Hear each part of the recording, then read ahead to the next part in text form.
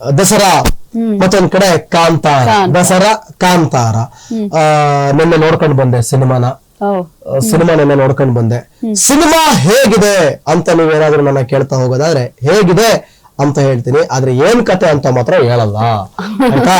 ಯಾಕಂತಂದ್ರೆ ಆಲ್ರೆಡಿ ನನಗೆ ಈಗ ಆಲ್ರೆಡಿ ಮೈಯೆಲ್ಲ ಶೇಕ್ ಆಗ್ತಾ ಇದೆ, ಅದೇ ಗುಂಗಲ್ಲಿದ್ದೀನಿ. ರಾತ್ರಿ ಎಲ್ಲ ನನಗೆ ಅದೇ ಕನ್ಸು, ಅಲ್ಲೇ ಇದೀನೇನೋ ನಾನು ಅಲ್ಲೇ ಇದೀನೇನೋ ಅನ್ನೋ ತರ ಎಲ್ಲ ಕನ್ಸು. ಏನೋ ಹೇಳ್ತಾರಲ್ಲ ಸೈಕ್ ಆಗ್ಬಿಟ್ಟಿದ್ದೀನಿ ಈಗ್ಲೂ ಕೂಡ. ಹೆಂಗಿದೆ ಅಂತಂದ್ರೆ ಸಿನಿಮಾ ನನಗ್ ಪದಗಳೇ ಬರ್ತಾ ಇಲ್ಲ ಆಕ್ಚುಲಿ, ಏನು ಹೇಳಬೇಕು ಅದ್ರ ಬಗ್ಗೆ ಏನು ಅಂತ. ಬರೀ ಆಕ್ಚುಲಿ ಕಾಂತಾರ ಹಾವಳಿ ಹೆಂಗಿದೆ, ಬಹುನಿರೀಕ್ಷಿತ ಚಿತ್ರ ಕಾಂತಾರ ದೊಡ್ಡ ಮಟ್ಟದಲ್ಲಿ ಸದ್ದು ಮಾಡ್ತಾ ಇದೆ. ಕಾಂತಾರದಲ್ಲಿ ಚಂದಿರನ ಚಿತ್ತಾರ ಬೆಳಗಿದೆ, ಬೆಳಕಿನ ಅನಾವರಣ ಆಗಿದೆ. ಕರುನಾಡಲ್ಲಿ ಕಾಂತಾರ ಕಹಳೆ ಮೊಳಗ್ತಾ ಇದೆ. ಮತ್ತೆ ಚಮತ್ಕಾರ ಮಾಡಿದ್ದಾರೆ ರಿಷಬ್ ಶೆಟ್ಟಿ ಅಂತಾನೆ ಹೇಳ್ಬೋದು. ಚಿತ್ರಮಂದಿರಗಳಲ್ಲಿ ಟಿಕೆಟ್ ಸೋಲ್ಡ್ ಔಟ್ ಆಗ್ತಾ ಇದೆ. ನಿನ್ನೆ ಪ್ರೀ ರಿಲೀಸ್ ಇತ್ತು, ಇವತ್ತು ನಿಜವಾಗ್ಲೂ ರಿಲೀಸ್ ಆಗಿದೆ. ಇಡೀ ವಿಶ್ವದಾದ್ಯಂತ ಇವತ್ತು ರಿಲೀಸ್ ಆಗಿದೆ. 40 ನಿಮಿಷ ಇದೆಯಲ್ಲ ಕ್ಲೈಮ್ಯಾಕ್ಸ್, ನೀವು ಏನು ಚಾಪ್ಟರ್ 2 ನಲ್ಲಿ ನೋಡಿದ್ರಿ, ಚಾಪ್ಟರ್ 1 ನಲ್ಲಿ ಅದರ ದುಪ್ಪಟ್ಟು ಅಂತಾನೆ ಹೇಳಿದ್ರೆ ತಪ್ಪಾಗಲ್ಲ. ಕಾಂತಾರ ಚಾಪ್ಟರ್ಗೆ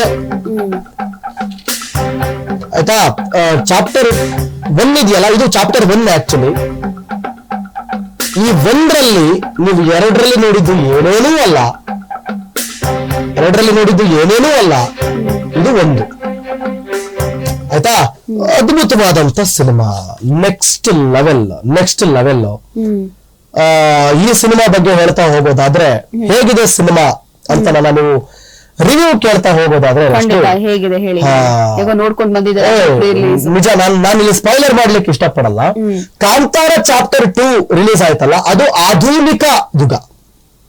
ಆಧುನಿಕ ಯುಗದಲ್ಲಿ ಪ್ರಕೃತಿ ಮತ್ತು ಮಾನವನ ನಡುವಿನ ಯುದ್ಧ, ಸಂಘರ್ಷ. ಹೇಗೆ ಮಾನವ ಭೂಮಿಗೆ ಆಸೆ ಪಡ್ತಾನೆ, ಆ ಭೂಮಿಯನ್ನ ಕಾಪಾಡ್ಲಿಕ್ಕೆ ಶಿವ ತನ್ನ ಗಣಗಳನ್ನ ಭೂಮಿಗೆ ಕಳಿಸಿದ್ ಯಾಕೆ ಅಂತ ಚಾಪ್ಟರ್ 1ರಲ್ಲಿ, ಅಂದ್ರೆ 2 ನಲ್ಲಿ ಹೇಳಿರ್ಲಿಲ್ಲ, ಚಾಪ್ಟರ್ 1 ನಲ್ಲಿ ಬಹಳ ಅಚ್ಚುಕಟ್ಟಾಗಿ ಹೇಳಿದ್ದಾರೆ. ನಿಮಗೆ ಈ ಹಿಂದಿನ ಕಾಂತಾರದಲ್ಲಿ, ಅಂದ್ರೆ 3 ವರ್ಷದ ಹಿಂದೆ ರಿಲೀಸ್ ಆದಂತ ಕಾಂತಾರದಲ್ಲಿ ನಿಮಗೆ ಬರೀ ಮಾನವ ಮತ್ತು ಕಾಂತಾರದ ನಡುವಿನ ಸಂಘರ್ಷ. ಕಾಂತಾರ ಅಂದ್ರೆ ಕಾಡು, ಅಲ್ಲಿ ಒಂದಷ್ಟು ಲವ್ ಸ್ಟೋರಿ ಮತ್ತು ಪೊಲೀಸು, ಆಗಿನ ಕಾಲಕ್ಕೆ ಆಧುನಿಕ ಯುಗಕ್ಕೆ ಇದ್ದಂತ ಒಂದು ಕತೆ ಹಂದರ, ಮತ್ತು ಅಲ್ಲಿ ಕೊನೆ 10-15 ನಿಮಿಷಗಳು ಮಾತ್ರ ಅತ್ಯದ್ಭುತ. 30 ನಿಮಿಷ ಇದೆ, ಬಟ್ ಕೊನೆ 10-15 ನಿಮಿಷ ಅದ್ಭುತ. ಇಲ್ಲಿ ಇಡೀ ಸಿನಿಮಾ ರೋಶ್ನಿ ನೀವು ನಂಬಲ್ಲ, ಇಡೀ ಸಿನಿಮಾ ನಾನು ನೆಗೆಟಿವ್ ಆಕ್ಚುಲಿ ನಾನು ಈ ಸಿನಿಮಾದಲ್ಲಿ ನೆಗೆಟಿವ್ ಏನಿದೆ ಅನ್ನೋದು ನಾನು ಮೊದಲು ಹೇಳ್ಬಿಡ್ತೀನಿ. ಎಲ್ಲರೂ ನೆಗೆಟಿವ್ ಲಾಸ್ಟ್ ಅಲ್ಲಿ ಹೇಳ್ತಾರೆ, ನಾನು ಮೊದಲು ನೆಗೆಟಿವ್ ಹೇಳಿ ಮುಗಿಸ್ಬಿಡ್ತೀನಿ. ನೆಗೆಟಿವ್ ಏನ್ ಗೊತ್ತಾ, ಸ್ವಲ್ಪ ಲ್ಯಾಗ್ ಅನ್ಸುತ್ತೆ, ಆದ್ರೆ ಅದು ಯಾವುದೂ ಕೂಡ ಮ್ಯಾಟರ್ ಆಗಲ್ಲ. ಯಾವುದೂ ಫಸ್ಟ್ ಹಾಫ್ ಅಲ್ಲಿ ಮಾತ್ರ ಕೆಲವೊಂದು ಲವ್ ಸೀನ್ ಅಥವಾ ಸಾಂಗ್ ಮತ್ತೆ ಅದೊಂದು ಕುದುರೆ ಸೀನ್ ಇದೆಯಲ್ಲ, ಸ್ವಲ್ಪ ಎಕ್ಸೆಸ್ ನೆಕ್ಸ್ಟ್ ಲೆವೆಲ್ ಇದೆ. ಅವು ಸೀನ್ಗಳು ನೋಡ್ಲಿಕ್ಕೆ ಮಜವಾಗಿದೆ, ಅದೇ ಸ್ವಲ್ಪ ಲ್ಯಾಗ್ ಅನ್ಸ್ಬೋದಲ್ಲ ಅಷ್ಟೇ. ಅದು ಬಿಟ್ರೆ ಅದೇನೇನೋ ಅಲ್ಲ, ಅದನ್ನ ಮನಸ್ಸಿಂದ ತೆಗೆದಾಕ್ಬಿಡಿ. ಅದಕ್ಕೆ ನಾನು ಫಸ್ಟ್ ಹೇಳ್ತಾ ಇದ್ದೀನಿ. ಆಮೇಲೆ ಲಾಸ್ಟ್ ಅಲ್ಲಿ ನೆಗೆಟಿವ್ ಹೇಳಿ ಅದೇ ಕುತ್ಕೊಂಡ್ಬಾರ್ದಲ್ಲ ಅಲ್ವಾ, ಅಷ್ಟೇ. ಅದು ಬಿಟ್ರೆ ಬೇರೆ ಏನಿಲ್ಲ. ಕತೆ ನಿಮಗೆ ಈ ಕಾಂತಾರ ಚಾಪ್ಟರ್ 2 ನಲ್ಲಿ ನಾವು ನೋಡಿದ್ವಲ್ಲ, ಹಳೆ ಕಾಂತಾರದಲ್ಲಿ ರಿಷಬ್ ಶೆಟ್ಟಿ ಕೊನೆಗೆ ಅದರಲ್ಲಿ ಪಂಜುರ್ಲಿ ತೋರಿಸಿದ್ದಾರೆ, ಇದರಲ್ಲಿ ಪಂಜುರ್ಲಿ ಮತ್ತು ಗುಳಿಗ ಎರಡನ್ನೂ ತೋರಿಸಿದ್ದಾರೆ. ಆ ಪಂಜುರ್ಲಿ ದೇವರು ಬಂದ ನಂತರದಲ್ಲಿ ರಿಷಬ್ ಶೆಟ್ಟಿ ಅಲ್ಲಿ ಹೋಗಿ ಕಾಣೆ ಆಗ್ತಾರೆ, ಒಂದು ಜಾಗದಲ್ಲಿ ಕಾಣೆ ಆಗ್ತಾರೆ. ಯಾಕೆ ಕಾಣೆ ಆದ್ರು, ನಮ್ಮಪ್ಪ ಇಲ್ಲೇ ಕಾಣೆ ಆಗಿದ್ದ ಅಂತ ಹೇಳಿ ಸಿನಿಮಾ ಶುರುವಾಗುತ್ತೆ. ಯಾಕೆ ಕಾಣೆ ಆದ್ರು, ಅಲ್ಲಿ ಕಾಣೆ ಆಗೋದಕ್ಕೆ ಆ ಜಾಗ ಎಂತದ್ದು, ಆ ಜಾಗ ಹೇಗೆ ಸೃಷ್ಟಿ ಆಯ್ತು ಅಂತ ಕತೆ ಕದಂಬರ ಕಾಲಕ್ಕೆ ಹೊರಟೋಗ್ತದೆ ಹಿಂದಕ್ಕೆ. ಇಲ್ಲಿಂದ ಶುರುವಾಗುತ್ತೆ 1 by 1 ಆ ಸ್ಕ್ರೀನ್ ಪ್ಲೇ, ಆ ಆಕ್ಷನ್, ಆಮೇಲೆ ರಿಷಬ್ ಶೆಟ್ಟಿ ಅವರ ಆಕ್ಟಿಂಗ್ ಇದೆಯಲ್ಲ, ರಿಷಬ್ ಶೆಟ್ಟಿ ಆಕ್ಟಿಂಗ್ ಬಗ್ಗೆ ನಾನು ಬೇಕಾದ್ರೆ ಸಪರೇಟ್ ಒಂದು ವಿಡಿಯೋ ಮಾಡ್ಬಿಡ್ತೀನಪ್ಪ ನಾನು, ಆಯ್ತಾ. ಆಮೇಲೆ ಇಲ್ಲಿ ಪ್ರತಿಯೊಬ್ಬರಿಗೂ ಒಂದೊಂದು ರೀತಿಯಾದಂತ ಒಂದು ಪಾತ್ರವನ್ನ ಅಂದ್ರೆ ಡಾಮಿನೇಟ್ ಮಾಡುವಂತ ಪಾತ್ರಗಳನ್ನ ಕೊಟ್ಟಿದ್ದಾರೆ. ಸುಮ್ನೆ ಕಾಟಾಚಾರಕ್ಕೆಲ್ಲ ಅಲ್ಲ, ಪ್ರತಿಯೊಬ್ಬರಿಗೂ ಒಂದೊಂದು ಡೈಲಾಗು. ಈಗ ಉದಾಹರಣೆಗೆ ಒಂದೊಂದು ಸಿನಿಮಾದಲ್ಲಿ ಹೆಂಗಿರುತ್ತೆ ಅಂತಂದ್ರೆ, ನಾನೇ ಒಂದು 4 ಡೈಲಾಗ್ ನಾನೇ ಹೇಳಿರ್ತೀನಿ. ಆದ್ರೆ ಆ 4 ಡೈಲಾಗ್ ಅಲ್ಲಿ 4 ಜನ ನಿಂತಿದೀವಿ ಅಂದ್ರೆ ನಾನೊಂದು ಡೈಲಾಗು, ನೀವೊಂದು ಡೈಲಾಗು, ಅವರೊಂದು ಡೈಲಾಗು, ಆತರ. ಆಮೇಲೆ ನಿಮಗೆ ಆ ಕಾಂತಾರದಲ್ಲಿ ಕಾಮಿಡಿ ತುಂಬಾ ಇತ್ತು, ಕಾಮಿಡಿ ಜನರನ್ನ ಹಿಡಿದಿಟ್ಕೊಂಡಿತ್ತು. ಈ ಸಿನಿಮಾದಲ್ಲಿ ಇದೆ, ನೀವು ಕಾಮಿಡಿ ಇದೆಯಾ ಅಂತ ನನ್ನ ಕೇಳೋದಾದ್ರೆ ನೆಕ್ಸ್ಟ್ ಲೆವೆಲ್ ಕಾಮಿಡಿ ಇದೆ. ನೆಕ್ಸ್ಟ್ ಲೆವೆಲ್ ಕಾಮಿಡಿ ಇತ್ತು, ಸೆಕೆಂಡ್ ಹಾಫ್ ಸೀರಿಯಸ್ ಆಗ್ತಾ ಹೋಗಿತ್ತು. ಇದರಲ್ಲಿ ಸೀರಿಯಸ್ ವರೆಗೂ ಕಾಮಿಡಿ ಇದೆ, ಆಯ್ತಾ. ಸೀರಿಯಸ್ ಆಗಿ ಏನೋ ನಡೀತಾ ಇರ್ತದೆ, ಅದರಲ್ಲೇ ಒಂದು ಕಾಮಿಡಿ ಬಹಳ ಚೆನ್ನಾಗಿದೆ, ಅದು ನಮ್ಮನ್ನ ಹಿಡಿದಿಟ್ಕೊಳ್ಳುತ್ತೆ. ಆಮೇಲೆ ಈ ಯಾರು ಈ ರಿಷಬ್ ಶೆಟ್ಟಿ ಬಿಡಿ, ಅರವಿಂದ್ ಕಶ್ಯಪ್ ಕ್ಯಾಮ್ರಾಮನ್, DOP ಅವರನ್ನ, ಅವರು ನಿಜವಾಗ್ಲೂ ಹ್ಯಾಟ್ಸ್ ಆಫ್ ಅವ್ರಿಗೆ ಹ್ಯಾಟ್ಸ್ ಆಫ್ ಹೇಳಲೇಬೇಕು ಅವರಿಗೆ.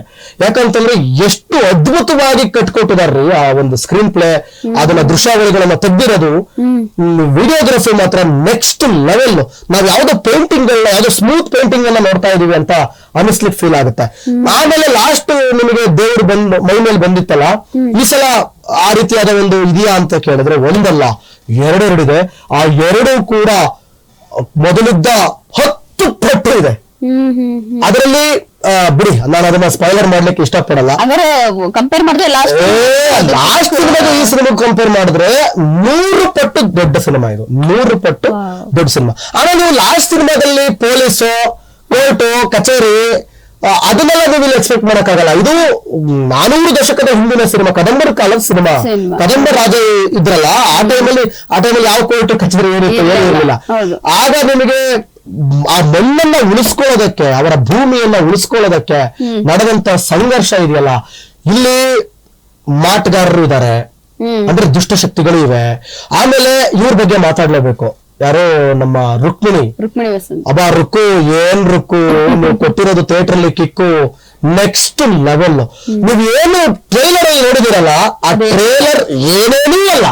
ಆ ಟ್ರೈಲರ್ ಸುಮ್ಮನೆ ನಿಮಗೆ ಗಿಮಿಕ್ ಮಾಡೋರಷ್ಟೇ, ಕೆಲವೊಂದು ಸೀನ್ಗಳನ್ನ ತೋರಿಸಿ ಆ ಟ್ರೈಲರ್ಗೆ ತೆಗೆದು ವಿರುದ್ಧವಾಗಿದೆ, ವಿರುದ್ಧ. ನೀವು ರುಕ್ಮಿಣಿ ಕ್ಯಾರೆಕ್ಟರ್ನ ಎಕ್ಸ್ಪೆಕ್ಟೇಷನ್ ಮಾಡಕ್ಕೆ ಆಗಲ್ಲ. ಇಂಥದೊಂದು ಕ್ಯಾರೆಕ್ಟರಾ ಛೀ ಅಂತ ಬೈಕೊಂಡ್ಬಿಡ್ತೀರಾ ನೀವು. ಅಂದ್ರೆ ಕ್ಯಾರೆಕ್ಟರ್ ಚೆನ್ನಾಗಿಲ್ಲ ಅಂತಲ್ಲ, ಮಾಡಿರೋ ಆಕ್ಟಿಂಗ್ ಮತ್ತೆ ಅವ್ರಿಗೆ ಕೊಟ್ಟಿರೋ ಕ್ಯಾರೆಕ್ಟರ್ಗೆ ಅಪ್ಪ ರುಕೋ, ಯಾರನ್ನ ನಂಬುದು ಪ್ರಪಂಚ ಹುಡುಗಿರ್ನ ನಂಬಾರ್ದು ಅನ್ನೋದನ್ನ ಮತ್ತೆ ರಿಷಬ್ ಶೆಟ್ಟಿ ಮಾಡ್ತಿದ್ದಾರೆ, ಆಯ್ತಾ. ಏನಪ್ಪ ಅದು, ನೀವು ಸಿನಿಮಾದಲ್ಲೇ ಏನಕ್ಕೆ ಅಂತೇಳಿ ನಿಮಗೆ ಫಸ್ಟ್ ಹಾಫ್ ಎಲ್ಲರನ್ನೂ ಕೂಡ, ಎಲ್ಲಾ ಪಾತ್ರಗಳಲ್ಲೂ ಕೂಡ ನಿಮಗೆ ಸೃಷ್ಟಿ ಮಾಡ್ತಾ ಒಂದಷ್ಟು ಕತೆ ಸಾಕ್ತಾ ಹೋಗುತ್ತೆ. ಇಂಟರ್ವಲ್ ಬ್ಲಾಕ್ ಅಂತೂ ಅಲ್ಟಿಮೇಟ್ ಗೂಸ್ ಬಂಪ್ಸ್, ಆಯ್ತಾ. ಇಂಟರ್ವಲ್ ಬ್ಲಾಕ್ ಇದೆಯಲ್ಲ, ನೆಕ್ಸ್ಟ್ ಲೆವೆಲ್ ಇಂಟರ್ವಲ್ ಬ್ಲಾಕ್, ನೀವು ಯಾರು ಕೂಡ ಊಹೆ ಮಾಡಿ.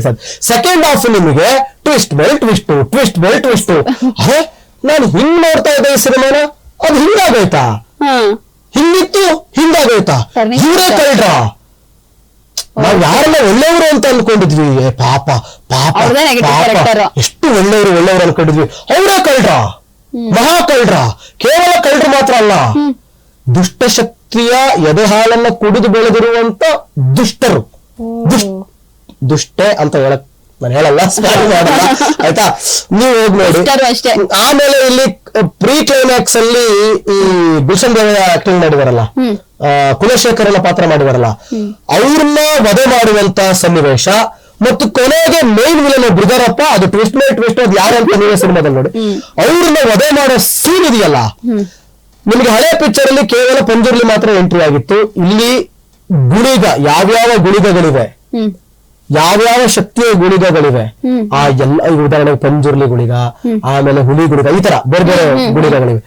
ಅವೆಲ್ಲವೂ ಕೂಡ ಮಿಕ್ಸ್ ಆಗಿ ಇಲ್ಲಿ ಎಂಟ್ರಿ ಆಗುತ್ತೆ. ಲಾಸ್ಟ್ ಅಲ್ಲಿ ಒಂದು ಹೆಣ್ಣು ದೇವರ ಎಂಟ್ರಿ ಆಗುತ್ತೆ, ಒಂದು ದೇವತೆಯ ಎಂಟ್ರಿ ಆಗುತ್ತೆ.